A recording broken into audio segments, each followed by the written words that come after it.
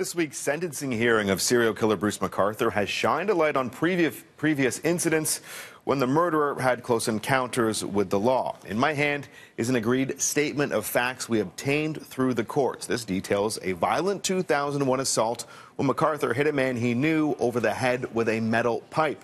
McArthur pled guilty to assault causing bodily harm and assault with a weapon. Just yesterday, the prosecution argued that this assault from nearly 18 years ago foreshadowed a killer in the making. Today, we went over the details in my hand with criminal defense lawyer Kim Schofield. It wasn't a stranger attack. It seemed to be during a date of some sort. Someone like Andrew Kinsman he knew for 15 years before he killed him. Right. The statement of facts from the October 2001 assault notes that McArthur had arrived at the victim's house with a metal pipe. He claimed that he carried it to protect himself. This week, we learned that a metal pipe wrapped in tape was one of McArthur's murder weapons of choice. He'd use it to tighten the rope around his victim's neck. Homicide detectives found a metal pipe under the seat of his van. We now know that more than a decade earlier, McArthur used a similar tool to deliver a serious blow.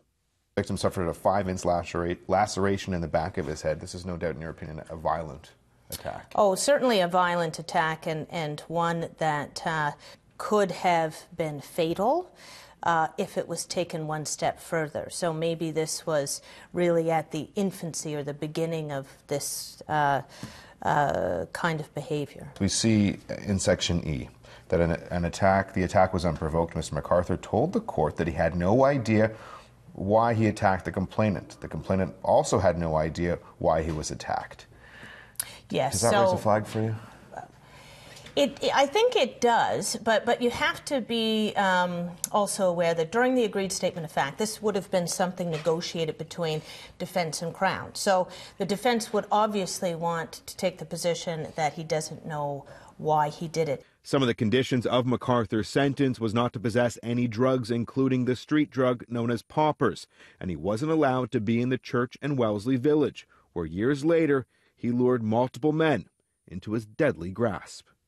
Somebody turned their mind to the fact that keeping him out of that village could contribute to the prevention of further offenses. More than a decade after this assault conviction, McArthur was arrested following another alleged assault, but he was released without charges. Ahead on City News, how a record suspension may have paved the way for McArthur to kill multiple men in Toronto.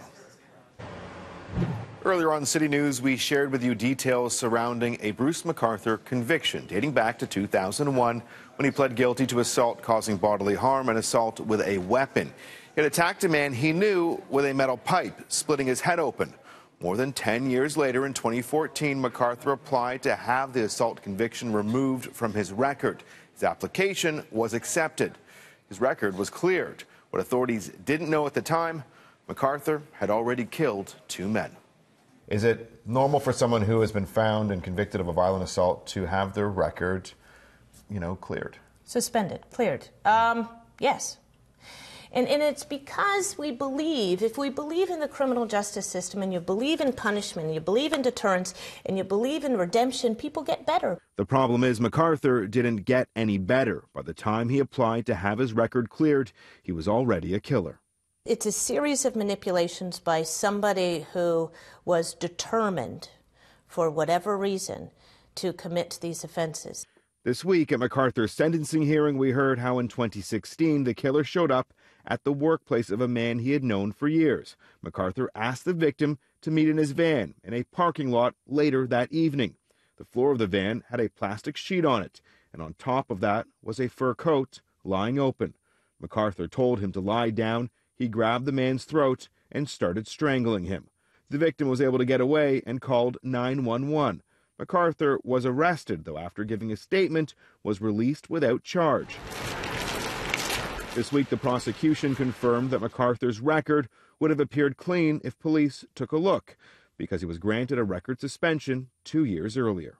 Most likely, depending on data entry, they would see that there is a criminal record suspension. So, or in the old days, it used to be a pardon. So they would see that entry. They would not have access to the records that underlie that entry. So what is it for? What is the occurrence report that it's for? What are the circumstances? And if his record had not been cleared from a 2003 assault, could that have been different? I think it would have been a factor that would have played into the officer exercising his discretion, because it is an unprovoked similar attack.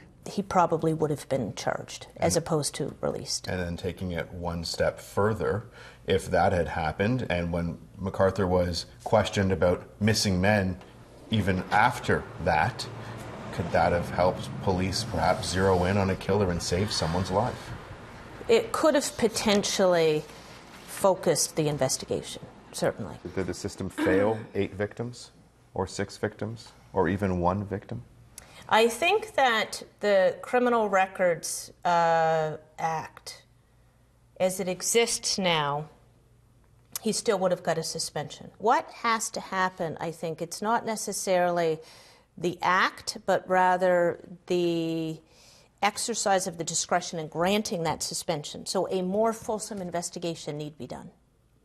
That's what has to happen. The officer who released McArthur in 2016 is currently facing insubordination and neglect of duty charges under the Police Act. There's also a review underway into missing persons investigations, and there's a request to expand the scope to include a closer look at how Bruce McArthur evaded the system, even working it for years.